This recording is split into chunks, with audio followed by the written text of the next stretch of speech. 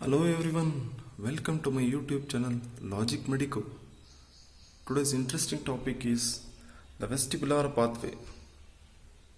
So what is this vestibular pathway? We'll see. If you're new to my channel, kindly subscribe to my channel and press the bell button to get the latest notification of the videos. So let's start with the vestibular pathway. Vestibular pathway is a balance pathway which actually begins from the inner ear. Okay, so which part of the inner ear? Let's see this. In the inner ear there are three parts actually: the cochlea, the vestibule and the semicircular canal. Here within the vestibule there are two receptors actually, two membranous body called saccule and utricle. Within that macula is present. Macula is the receptor for static equilibrium or static balance. The macula of saccule and utricle. Okay, that is one of the receptor. There are three semicircular canals perpendicular to one another like this. There are three semicircular canals. The anterior or the superior semicircular canal, the posterior semicircular canal and this one, lateral semicircular canal. Within this semicircular canal there are dilated areas. They are called ampulla. Within the dilated area there is one receptor called as crista ampullaris. So the crista ampullaris of the semicircular canal is a receptor for kinetic equilibrium. So the macula of the saccule and utricle and the crista ampullaris of semicircular canal are the receptors for this pathway. Next, coming to the brainstem. Brainstem consists of three parts from below upwards: medulla oblongata, pons, midbrain. Then the cerebrum. The vestibular pathway reaches as high as the frontal lobe, that is a premotor cortex. In front of the motor cortex, it will reach here, frontal lobe. And the vestibular pathway will go down into the spinal cord. Okay, we'll see the pathway in detail, but you understood the receptor, right? The macula of the saccule and utricle and the crista ampullaris of the semicircular canals. So the first order neuron beginning from these receptors, which are the receptors macula of saccule and utricle and from the crista ampullaris of semicircular canal. The first order neuron is a bipolar neuron situated in this ganglia is called vestibular ganglia. It is present within the internal acoustic meatus. The peripheral process goes and connects the receptor. The central process forms the vestibular nerve. It is 8th cranial nerve. Has got two divisions: vestibular division and cochlear division. This is the vestibular nerve which reaches the medulla oblongata of the brainstem. There at the pontomedullary junction there will be four nuclei. Okay, collection of neuronal cell body within the CNS is called nuclei. The four nuclei are superior, inferior, medial and lateral vestibular nuclei. So this is a second order neuron.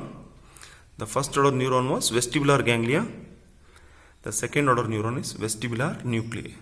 From these vestibular nuclei present in the medulla oblongata, fibers, most of the fibers will ascend, but few fibers will descend. These few fibers which are descending down, it will go to the ventral gray horn of the spinal cord.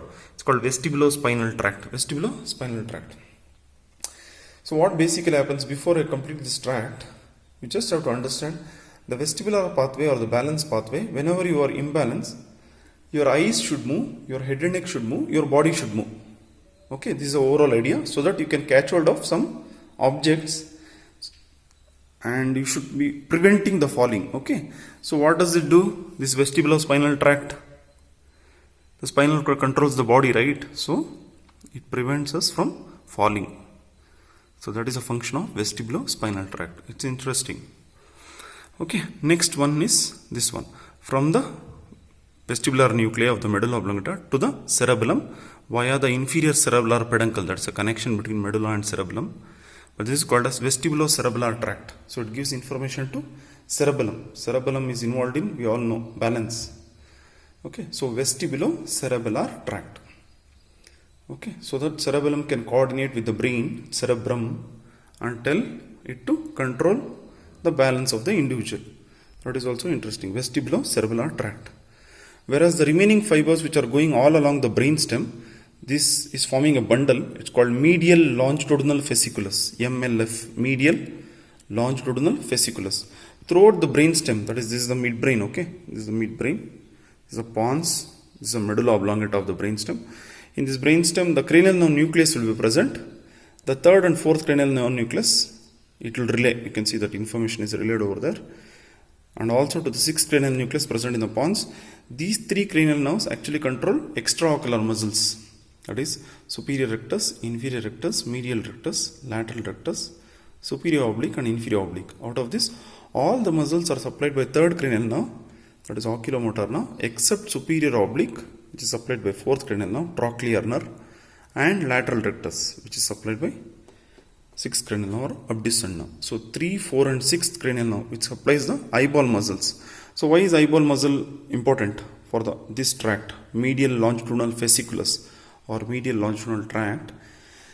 Whenever we are falling, our eyes should reflexly move in such a way we can catch hold of something. We should be able to see the surrounding area. So that is because of these 3 nerves.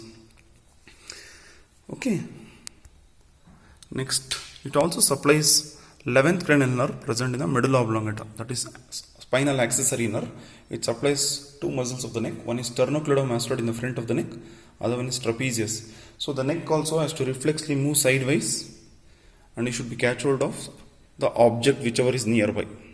Here the eyeball will move up and down, side to side, so that you can catch hold of something whenever there is imbalance. Also the information is gone to the thalamus, so that thalamus is a sensory relaxation. We should know what senses changes are happening whenever we are imbalanced.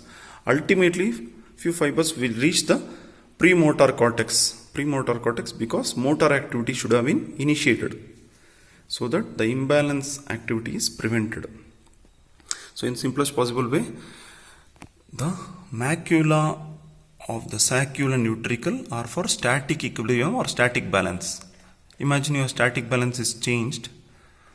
That time your spinal cord will get activated, your cerebellum will get activated, brainstem, the nuclei, extraocular muscle nucleus 3, 4, 6 will get activated. The nucleus of 11th cranial nerve, that is accessory nerve, which controls the neck muscle, will get activated, brain gets activated, and even thalamus gets activated. More often than not, this happens when crista ampullaris of the semicircular canal, there is one receptors here, crista ampullaris of semicircular canal. Whenever you are moving your head back and forth like this, or side to side like this, or revolving, or in various directions, if you move, that time this pathway will get activated. When you are in imbalance position, that time our body has to move in proper position. That will happen by vestibulospinal tract, which controls the spinal cord. Spinal cord controls the body muscles. Okay. Then the information goes to the cerebellum. Cerebellum gives input to the cerebrum. That's called vestibulocerebellar tract. Okay.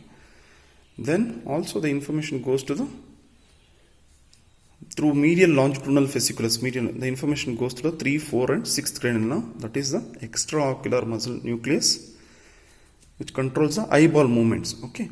Also information goes to the 11th cranial nerve present in the medulla oblongata, which supplies sternocleidomastoid and trapezius muscle, so that the neck muscles will coordinate appropriately. Ultimately the information goes to the premotor cortex of the cerebrum, so that motor activity will be initiated, so that in order to prevent the imbalance. Okay. And also to the sensory relaxation of the thalamus, which coordinates all this activity. This is about the vestibular pathway and its summary. Kindly subscribe to my channel and press the bell button, and don't forget to press the thumbs up button, the like button. Thank you once again for watching this video. This is about the vestibular pathway in detail. Kindly share this video. Don't forget to share this video. Kindly share this video with your friends and make them learn too. Thank you once again.